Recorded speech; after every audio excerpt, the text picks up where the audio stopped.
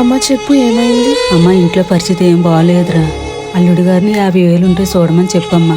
2-3 నెలల్లో చూసుకొని ఇచ్చేస్తాము. అమ్మా అది ఏమండి, తమ్ముడు కాలేజ్ ఫీజు కట్టలేదని ఇంటికి పంపించారంటండి. కొంచెం మీరు ఏమైనా అమౌంట్ అడ్జస్ట్ చేస్తారా? అమ్మ వాళ్ళు ఏం అడగమని చెప్పలేదు కానీ నేనే అడుగుతున్నానండి. అయినా మీ తమ్ముడు ఇప్పుడు చదివి ఎవరిని ఉద్ధరించాలి చెప్పు.